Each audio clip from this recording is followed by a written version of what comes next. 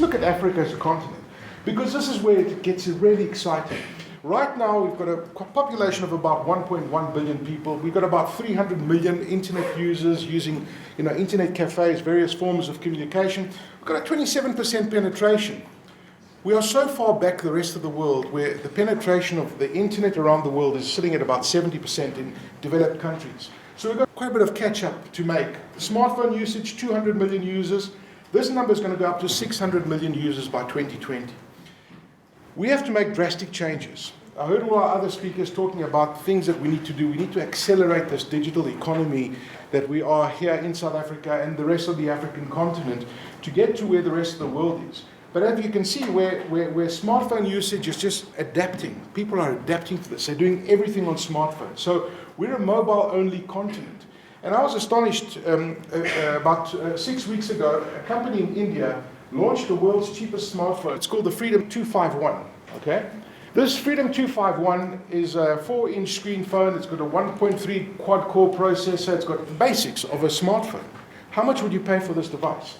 How much is the Indian government making this device available to its citizens for? 58 Rand. 58 Rand. 58 Rand for a smartphone. They're subsidizing a bit of the cost. But the point is that the smartphone today has become commoditized. It's like a chocolate bar. It's just going to be a dumb terminal that's going to sit in our pockets, and we're going to do all sorts of other things. And where it gets exciting is with the sensors that we're talking about, with a tiny technology, with computing power getting to such a small piece of technology like this, that you're able to have so much power in your pocket where you're now able to connect this to the Internet of Things. And this is where the game changer is. The game changer is going to be in the medical industry. And next year, it's going to be the biggest breakthrough you've ever seen in the medical industry. It's going to blow your mind what you're going to see happening next year. And all of these things are linked to the smartphone, because you're going to have the smartphone in your pocket. Now, I'm wearing two phones, two smart devices. I'm wearing a smart Apple Watch on this side, and I'm wearing the latest Fitbit device on this side. Both of these devices are reading my heart rate. They're telling me how many steps I'm walking. The sensors in the future will be able to tell me a lot more about what my body's doing. And this is where the digital disruption is. This is Mr. Spock, and he's holding his little device there called the Tricorder, as you all know. At the end of this year, beginning of January 2017, they're going to announce the X Prize for the company that has reproduced this particular device to help humanity. And there are about 8 companies that are finalists in this.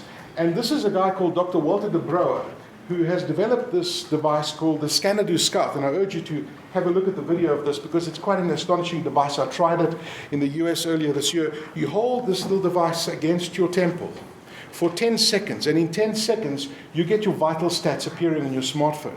And then through a process of elimination, in the same way your doctor asks you if you've got a headache, if you've got a tummy bug, you start eliminating what could be wrong with you, using that together with the power of big data to diagnose yourself. So you can have the doctor in your pocket. This is another piece of technology that's it's something that sticks on your hand. For those who suffer from Parkinson's disease, you shake. This has got the built-in medication. It talks to your smartphone. It dispenses the medicine based on what your current condition is. And there's a 6-month supply of medication in there. This is another device that talks to your phone. It stays inside your body, okay, and it looks for one specific chemical change in your body. It's a chemical that gets released by your heart muscles about 6 hours before you're about to have a heart attack. So what this will do, it'll send you an SMS, it'll send your doctor an SMS to say, you are going to have a heart attack in 6 hours from now. Get to the nearest hospital and do that bypass that you need to do. So you're becoming the CEO of your own health. It reduces mortality. You get warning signals before you're about to die, which is kind of scary if you think about it. But for me, the most exciting technology, ladies and gentlemen, is going to be virtual reality. Who has tried virtual reality in this room? Let me see. Were you blown away by the experience? Absolutely. So I've been trying this out on people, including my folks, including just anybody, any walk of life.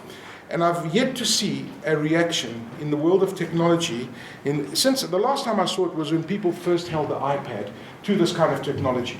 So it's quite interesting that this is going to be quite revolutionary. Don't look at this walking around like this and trying to have a look at things. It looks a bit stupid, right? But it's going to change, and these are going to become a lot smaller, and they're going to become a lot, and people are going to adapt to these things. But the experience that you get from virtual reality is quite astonishing.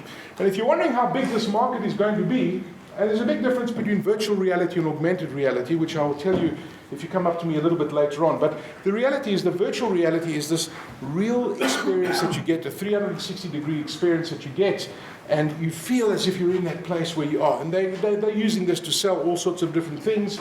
They're using it to sell different experiences. The market for virtual reality is expected to reach $30 billion by the end of this decade.